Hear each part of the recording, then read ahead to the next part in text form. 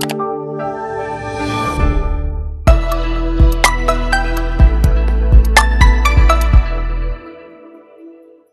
वालेकुम स्टूडेंट्स, क्या हाल है आपके। मेरा नाम है अबरार चौहान। आज हम first year chemistry chapter number 3 के जो एक्सरसाइज के क्वेश्चन है, क्वेश्चन नंबर 7 और क्वेश्चन नंबर 8 को करने जा रहे हैं। ये भी इम्पोर्टेंट शॉर्ट क्वेश्चन रखते हैं, तो मैं उम्मीद करता हूँ कि आप इनको डिटेल में समझेंगे और इनको बोर्ड के लिए तैयार भी करेंगे। आज हम एक्सरसाइज का क्वेश्चन नंबर 7 करने जा रहे हैं। क्वेश्चन नंबर 7 के अंदर डिफरेंट पार्ट्स मौजूद हैं। हम कोशिश करेंगे कि इन पार्ट्स को वन बाय वन कैरी करें। याद रखिएगा कि इसका जो पहला पार्ट है, what is general gas equation, derive it in various forms, is actually a long question. ये आप मेरे लेक्चर के अंदर डिटेल में डिस्कस की गई है, जहाँ से देख सकते हैं। और इसको जो इसके डिफरेंट फैक्टर्स हैं और इसकी डिफरेंट फॉर्म्स हैं, उनको भी स्टडी कर सकते हैं। तो हम क्या करते हैं, हम सिर्फ जनरल गैस इक्वेशन के बारे में थोड़ा सा समझ लेते हैं और फिर हम इसके जो डिफरेंट पार्ट्स हैं उनको कोशिश करते हैं कंप्लीट करने की। तो सबसे पहले जनरल गैस इक्वेशन है क्या। General gas equation is actually a ideal gas equation applicable on ideal gas which is equal to pressure and volume product, and this pressure and volume product is equal to moles, ideal gas constant and temperature, where P is pressure. Let me write it. P is pressure. Okay. V is volume. N is moles. R is ideal gas constant.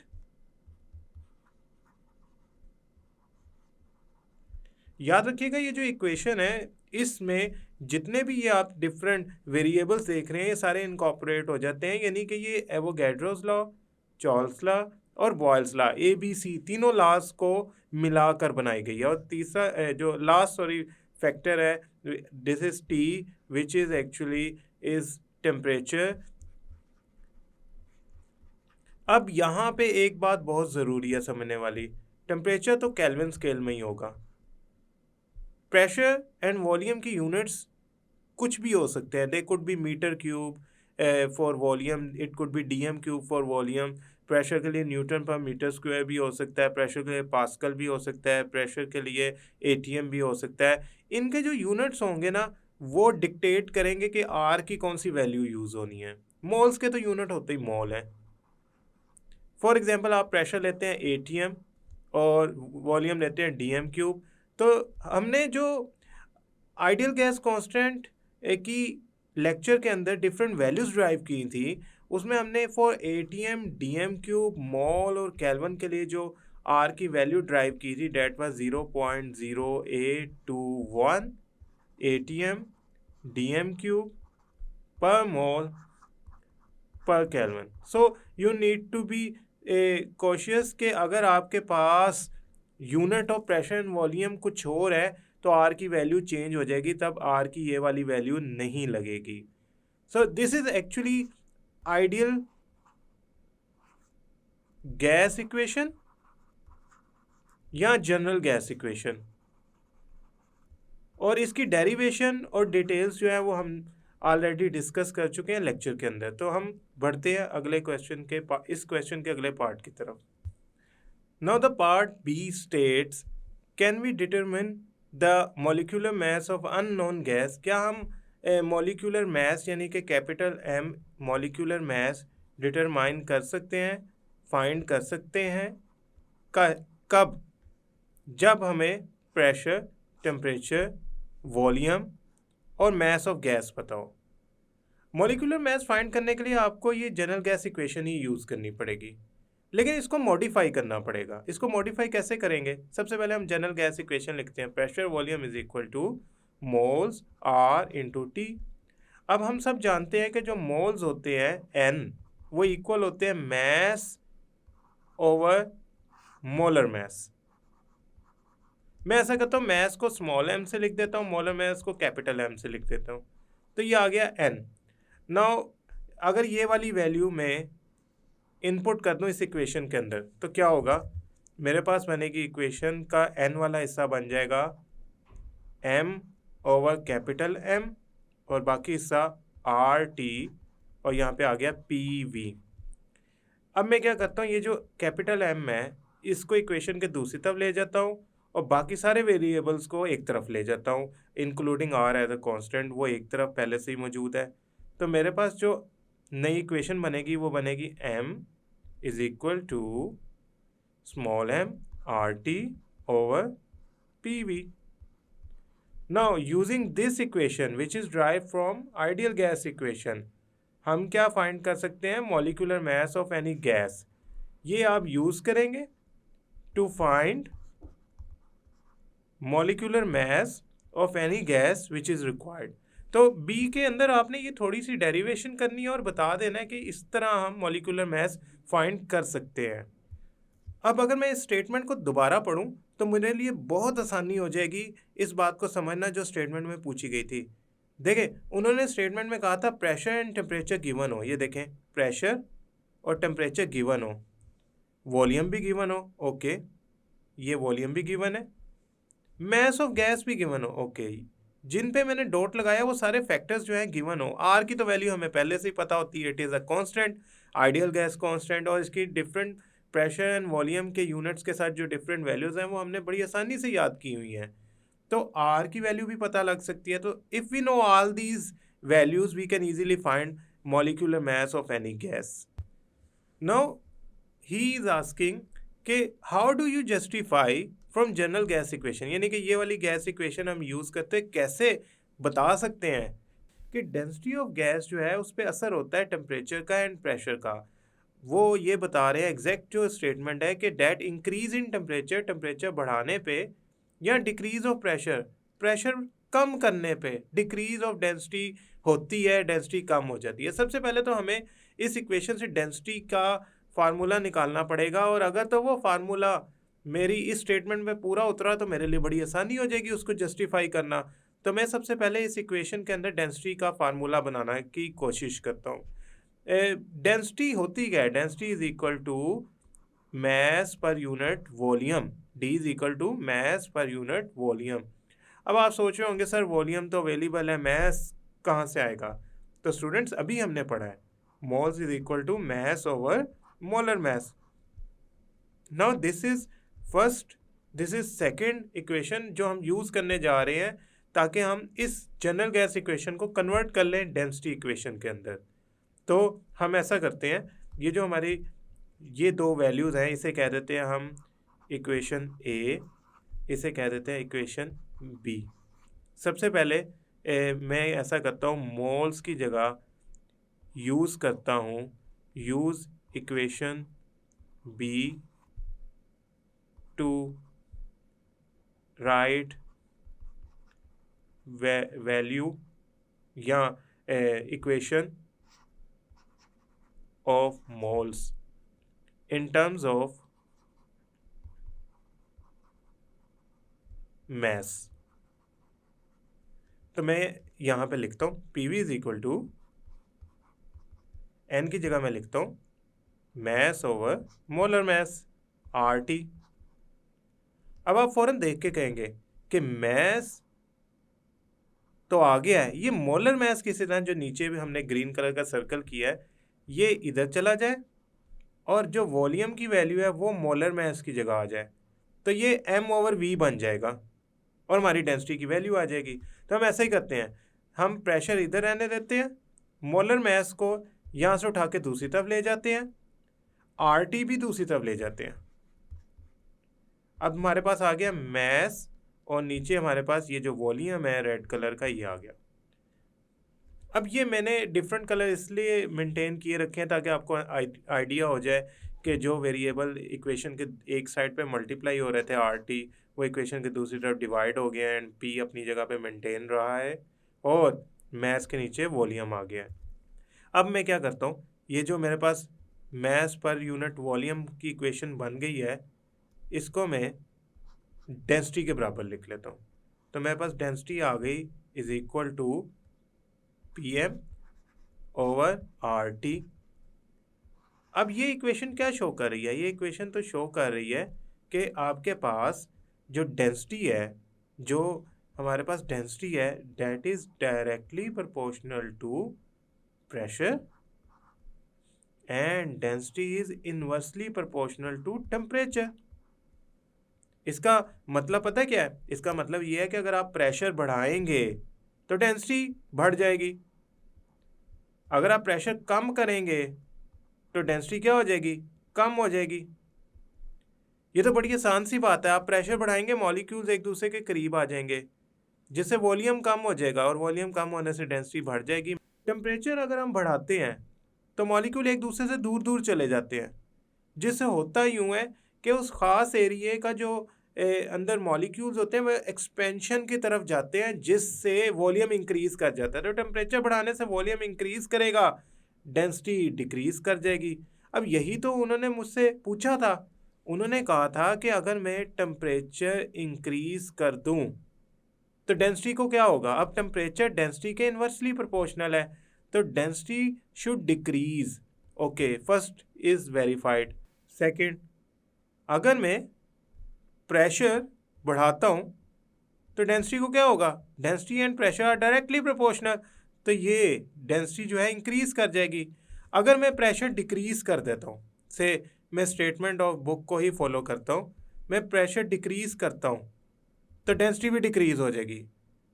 इसका मतलब ये है कि temperature कम करने से density पे उल्टा असर होगा। अभी हम टेम्परेचर बढ़ा रहे हैं तो डेंसिटी कम हो रही है, प्रेशर कम कर रहे हैं तो डेंसिटी पे सीधा डायरेक्टली प्रोपोर्शनल है असर होगा। अगर हम प्रेशर कम करेंगे तो डेंसिटी भी कम हो जाएगी।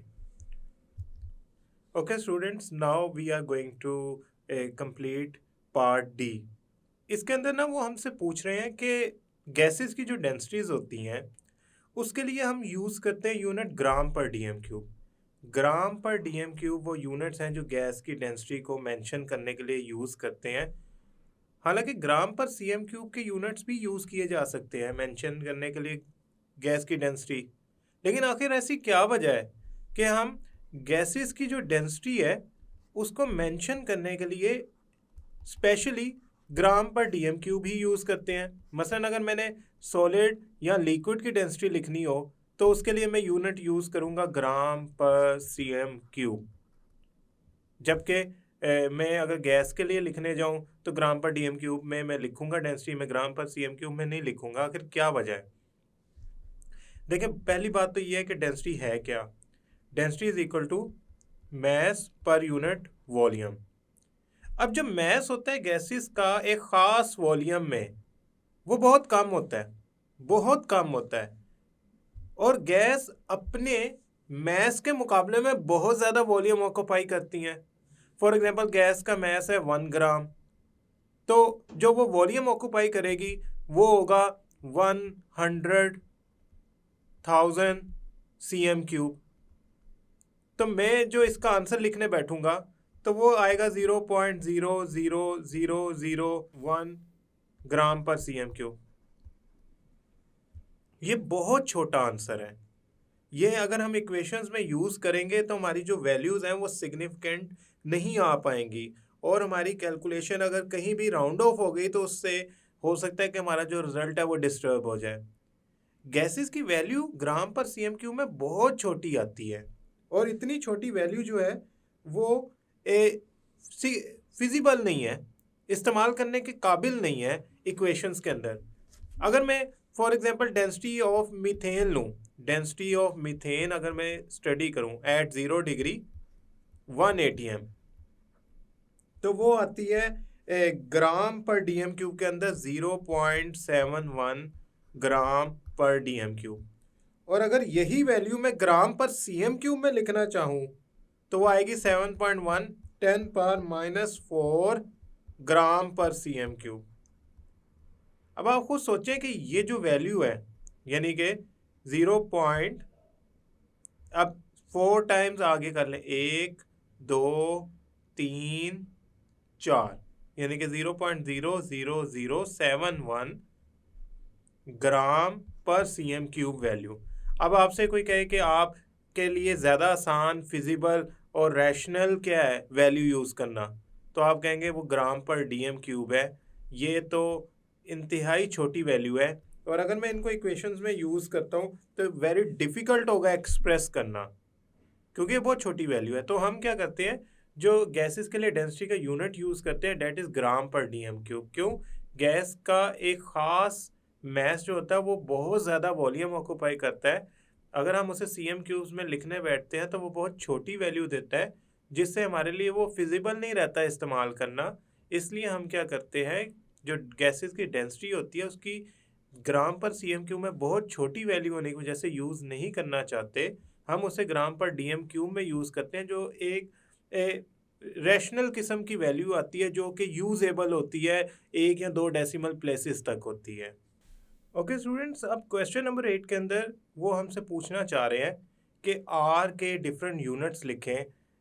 आर है क्या? पहली बात है, आर एक जनरल गैस कांस्टेंट है, और ये जनरल गैस इक्वेशन में अपीयर होता है। इसके 3 पार्ट्स हैं। हम कोशिश करते हैं कि 1 बाय 1 तीनों पार्ट्स को करें। ये अगर शॉर्ट क्वेश्चन आता है तो इनमें से एक पार्ट यूजुअली आता है शॉर्ट क्वेश्चन के तौर पे, और सबसे इम्पोर्टेंट इसमें सेकंड पार्ट है, जो कि बोर्ड में बार बार अपीयर होता है as a system international units of R. यानी कि वो आपसे कहता है कि system international units of ideal gas constant लिखें, देन वो सेकंड पार्ट जो है एक्चुअली वो शो कर रहा है सिस्टम इंटरनेशनल यूनिट्स के अंदर वैल्यूज को, प्रेशर एंड वॉल्यूम की।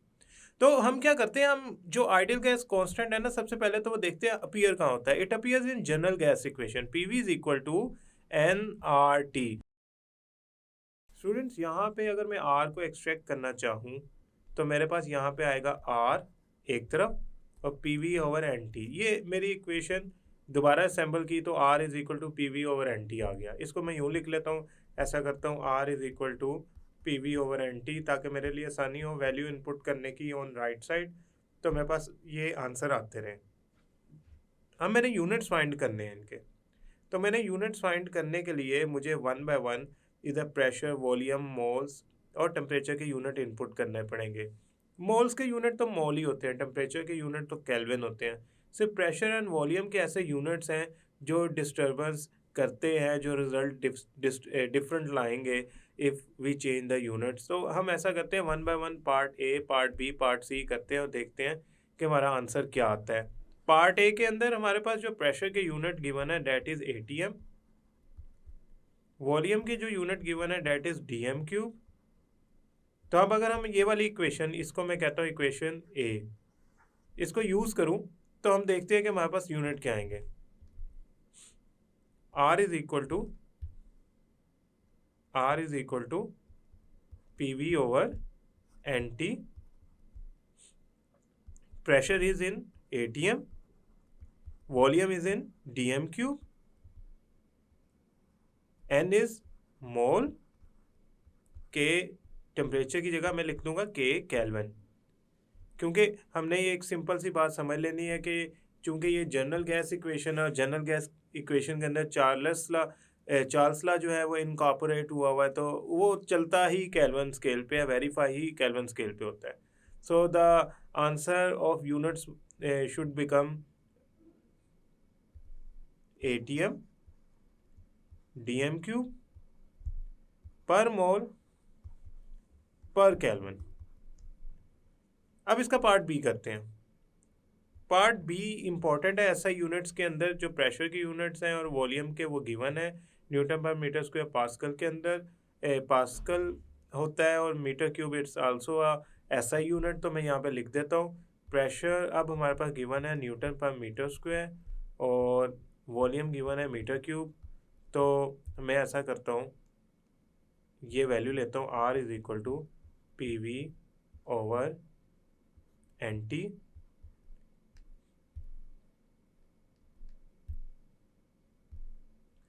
तो मेरे पास आंसर आया प्रेशर का न्यूटन पर मीटर स्क्वायर, ये सॉरी यूनिट आया न्यूटन पर मीटर स्क्वायर जो कि गिवन है, into meter cube divided by mole और केल्विन। अब अगर मैं इसको सिंप्लीफाई करूं इस पूरी इक्वेशन को, तो मेरे पास जो रिजल्ट आएगा वो क्या आएगा वो देखते हैं। न्यूटन पर मीटर स्क्वायर और मीटर क्यूब ये दोनों हिस्से आपस में सॉल्व हो जाते हैं, ये दोनों हिस्से, और ये बनाएंगे सॉल्व होके न्यूटन मीटर। न्यूटन मीटर को जाउल भी कहते हैं, तो ये बन जाएगा मोल पर केल्विन। इसको हम जाउल पर मोल पर केल्विन भी कहते हैं। अब आपने याद रखना है ये जो जाउल पर मोल पर केल्विन है, ये तब यूनिट्स आएंगे जब आप ऐसा यूनिट यूज करेंगे। Now 1 joule is equal to 10 power 7 अर्ग। ये भी एनर्जी का यूनिट है, क्योंकि जाउल एक एनर्जी का यूनिट है तो अर्ग भी एनर्जी का यूनिट है। अगर आप चाहते हैं कि आप अब अर्ग में फाइंड करें तो मैं ऐसा करता हूँ, इसमें से एक हिस्सा रिमूव कर देता हूँ पार्ट ए, और उसकी जगह में ये जो मेरे पास आंसर आया है, या ऐसा ही करते हैं कि हम इसको रिमूव करने के बाद ये आंसर यहाँ पे रीड्राइव करते हैं। Okay, now part C. हमने अर्ग में ले जाने हैं अपने यूनिट्स, तो हम जानते हैं कि हमारा जो 1 जाउल होता है, 1 जाउल वो इक्वल होता है 10 पावर 7 अर्ग के। तो अगर आर के यूनिट है जाउल पर मोल पर केल्विन, तो हम सिंपली क्या करेंगे, जाउल की जगह अर्ग लिख देंगे विद दैट पावर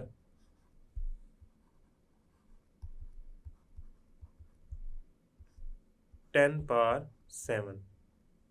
और इसका दूसरा तरीका बिल्कुल उसी तरह है जैसा हमने बाकियों का किया है। अगर आप जाउल से अर्ग में नहीं जानना चाहते, डायरेक्ट लिखना चाहते हैं, तो सिंपली आपको क्या करना पड़ेगा, जो आपके पास ये न्यूटन मीटर तक बात आई है, न्यूटन मीटर की जो वैल्यू आई है, इधर से भी आप अर्ग में जा सकते हैं।